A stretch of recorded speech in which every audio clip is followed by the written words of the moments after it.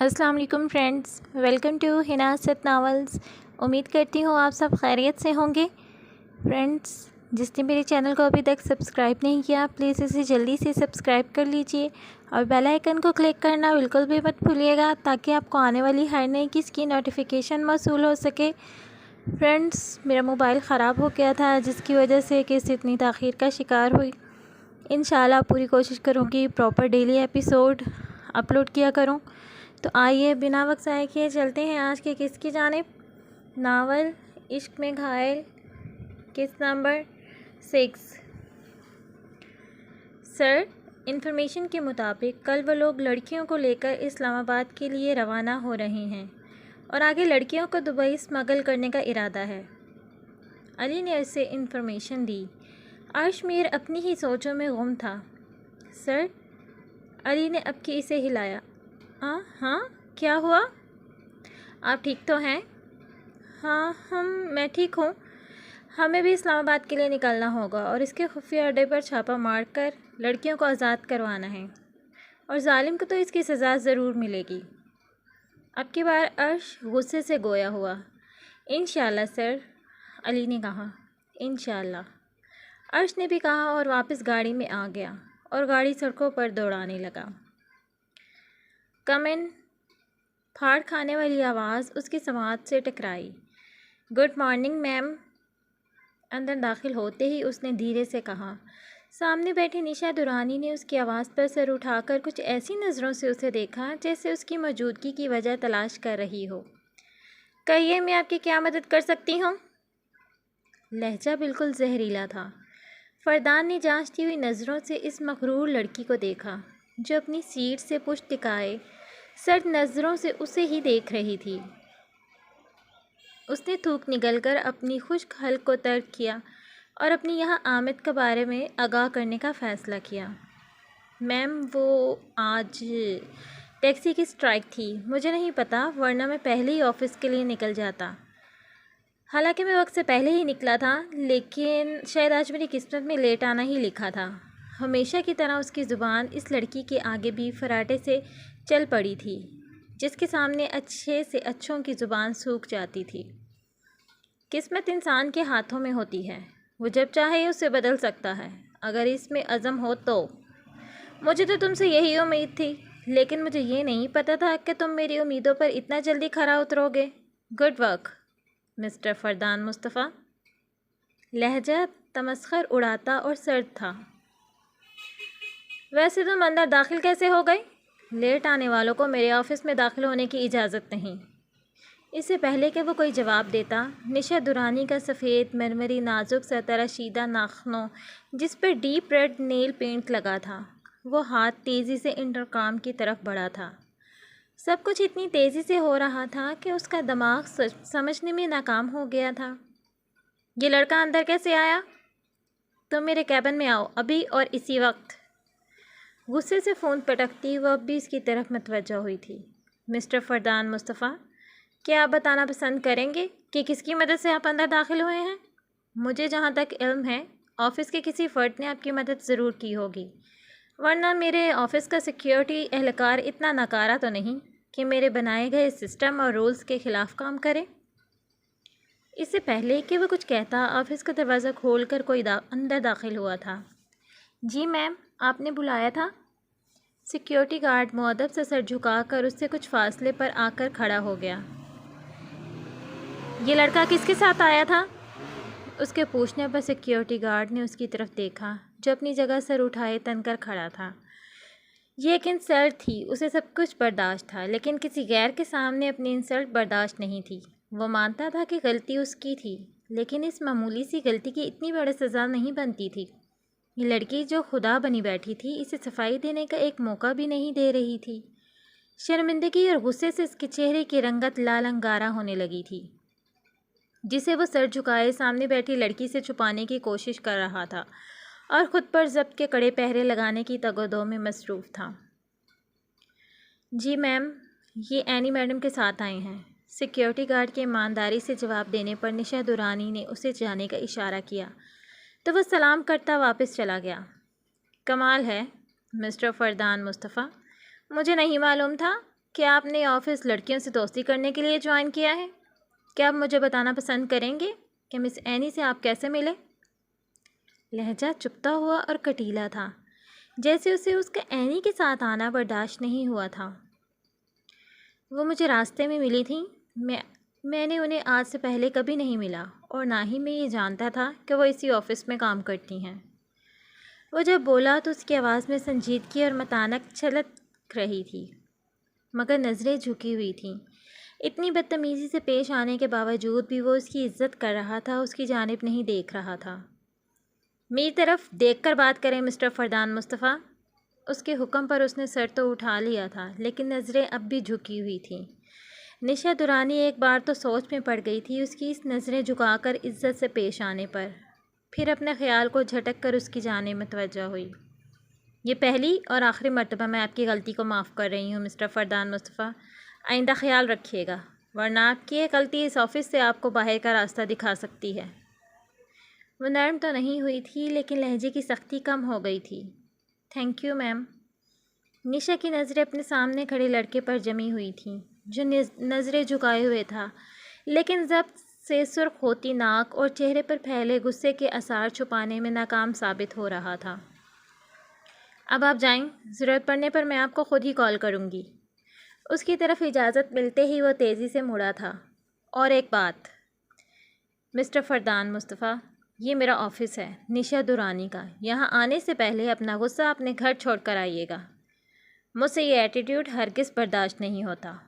اس کی طرف پشت کیے وہ چپ چاپ اس کی تقریر ذہن نشین کر رہا تھا۔ ایک بات اور، اگر میں بات کروں تو رخ میری طرف کر کے میری بات سنا کریں۔ اس کی اگلی بات پر وہ کرنٹ کھا کر اس کی طرف مڑا تھا۔ آئی بات سمجھ میں؟ یس میم۔ سرخ ڈوروں بھری آنکھیں اٹھا کر اس نے پل بھر کو اس مغرور لڑکی کو دیکھا، جو کروفر زدہ نظروں سے اسے ہی دیکھ رہی تھی۔ اس نے ایک بار پھر نظریں جھکا لیں۔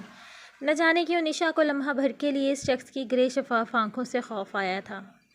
15 منٹ بعد میری چائے میرے ٹیبل پر ہونی چاہیے، اتنا کہہ کر وہ لیپ ٹاپ کھول کر اس کی طرف متوجہ ہو گئی۔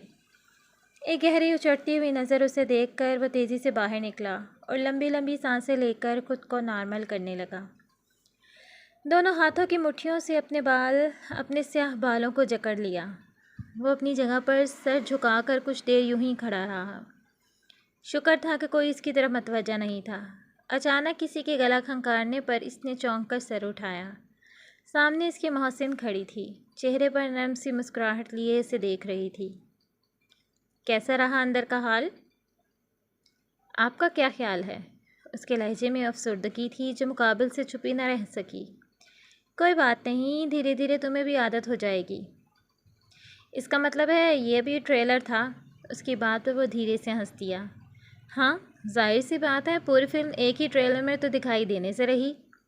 وہ بھی اسی کے انداز میں بولی تاکہ اس کی افسردگی ختم ہو جائے۔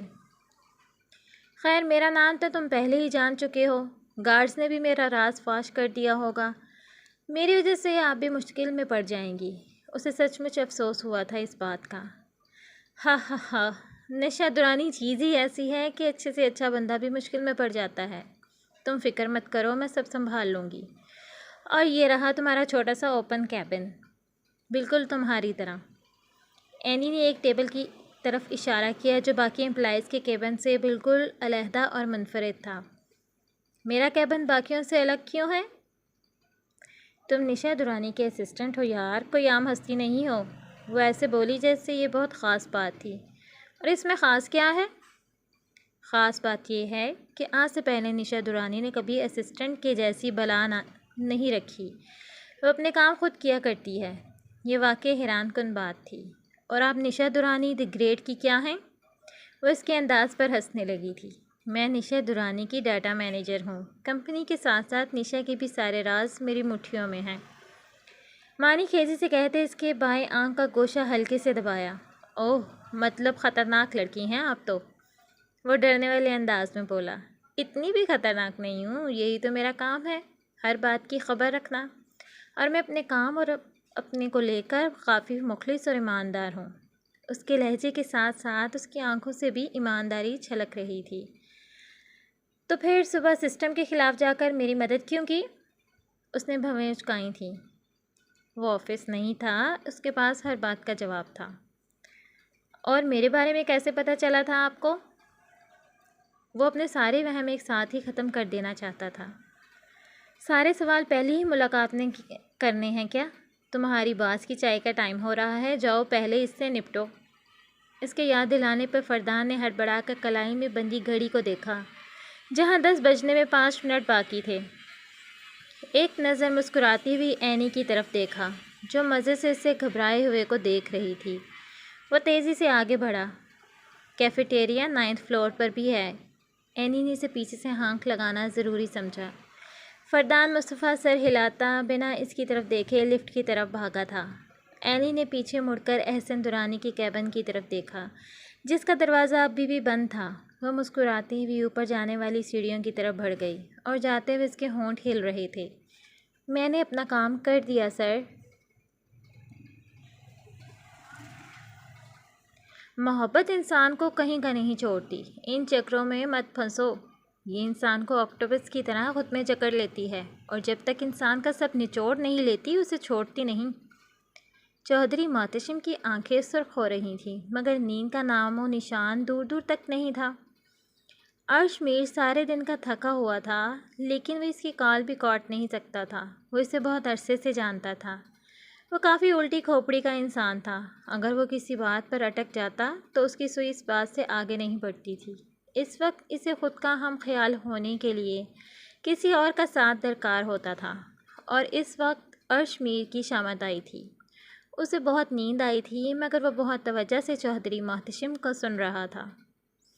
عرش میر، تم میرے اچھے دوست ہو یارا، اور مجھے پتہ ہے کہ تم مجھے غلط مشورہ کبھی نہیں دو گے، لیکن کیا کروں، یہ محبت چیز ہی ایسی ہے، انسان دماغ سے نہیں دل سے کام لیتا ہے۔ دل کہتا ہے بس میری سنو اور کسی کی نہیں۔ چودھری محتشم نے اپنی فیلنگز شیئر کیں۔ اچھا، اب کافی وقت ہو گیا ہے، تمہیں آرام کرنا چاہیے۔ عرش میر نے اپنے تئیں مخلصانہ مشورہ دیا۔ یار عرش، میں سو جاؤں گا، تو اس کی سوچ، اس کا خیال بھی تو سو جائے گا نا۔ میں نہیں چاہتا اس کی سوچیں، اس کا خیال خواب میں بھی مجھ سے دور چلا جائے۔ وہ جذبات سے لبریز انداز میں بولا۔ میرا یار تو عاشق ہو گیا ہے کسی حور پری پر، بڑا زبردست قسم کا۔ اپنے عشق کو حاصل کر پاؤ گے؟ عرش میر نے مسکراتے ہوئے اسے چھیڑا۔ میرے لیے کچھ بھی ناممکن نہیں۔ چودھری محتشم وہ کرتا ہے جو کسی کے وہم و گمان میں بھی نہیں ہوتا۔ وہ پرسوچ انداز میں بولا۔ بے شک چودھری محتشم کا دماغ بہت چلتا ہے، مگر اس بار معاملہ دل کا ہے، اور بہت خطرناک بھی۔ عرش میر نے مسکراتے ہوئے کہا۔ دل شعلوں کی لپیٹ میں ہے عرش، بس کچھ مت پوچھو، یوں لگ رہا ہے جیسے آتش فشاں پھٹ رہا ہے۔ تو پاس ہوتا تو دل پر ہاتھ رکھ کر محسوس کرتا میرا دل کتنی زوروں سے دھڑک رہا ہے۔ چودھری، لگتا ہے تمہیں واقعی محبت ہو گئی ہے۔ ہاں یار، پہلی نظر کی محبت پر یقین نہیں آتا تھا، پر اب آ گیا ہے۔ اس نے سارا واقعہ اسے سنایا۔ چودھری، تمہاری محبت میں دم تو ہے۔ تم محبت بھی کرتے ہو تو اپنی جیداری سے، اصول پرست انسان ہو، اور دل والے بھی۔ عرش میر توصیفی انداز میں بولا۔ کہانی میں ابھی دم تو آنا باقی ہے۔ ڈاکٹر صاحبہ کو محبت کا احساس کروانا بہت مشکل کام ہے، مگر چودھری کے لیے کچھ بھی ناممکن نہیں۔ ابھی تو وہ چاند کی طرح دور ہے، مگر یہ ہجر، یہ دوری بہت جلد ملن میں بدل دوں گا۔ میرا آسمان خالی ہے، اور اپنے چاند کو آسمان سے چرا لاؤں گا، اور ہمیشہ کے لیے اپنے پاس رکھ لوں گا۔ آگے کا کیا پلان ہے یار؟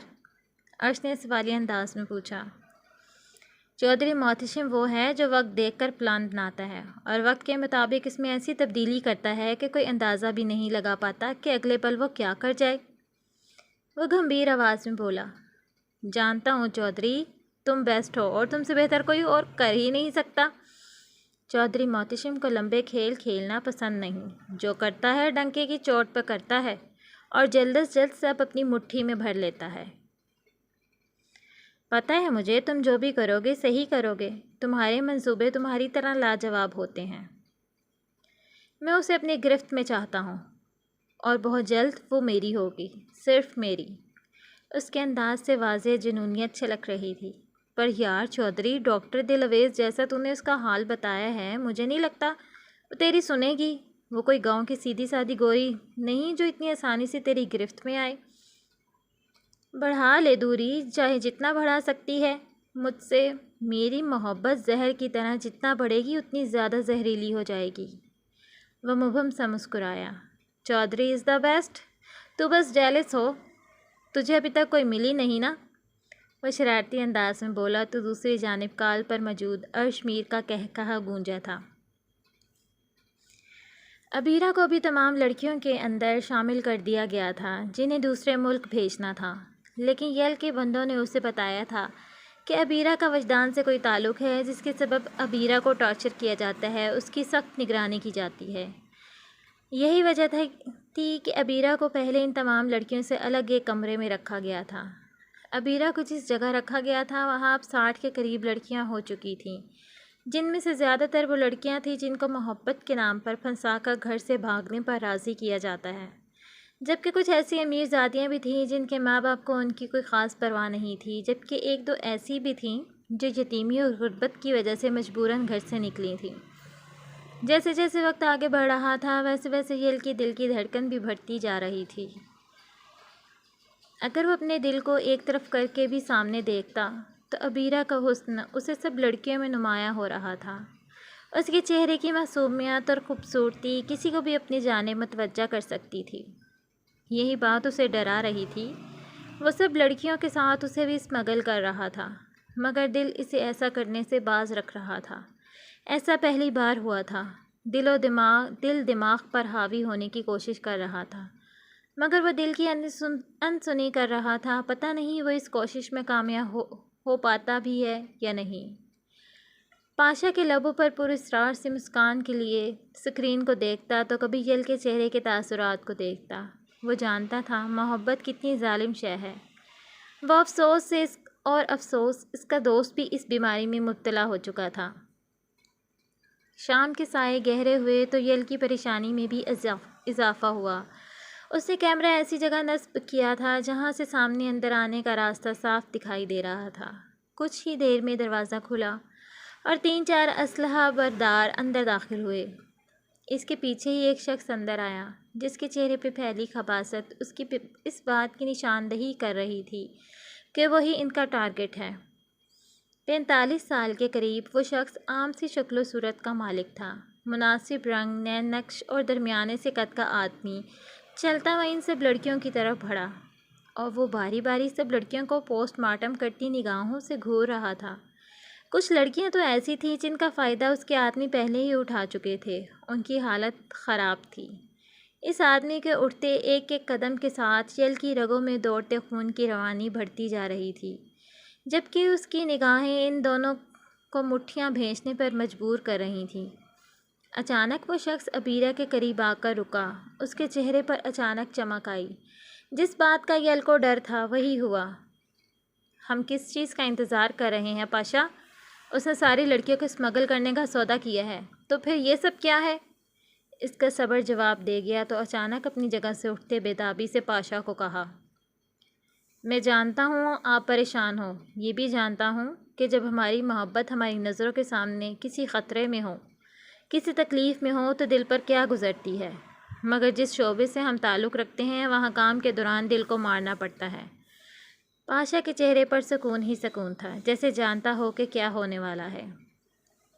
جب سب جانتے ہو تو کچھ کر کیوں نہیں رہے؟ جانتے ہو نا میں اس وقت کس تکلیف سے گزر رہا ہوں؟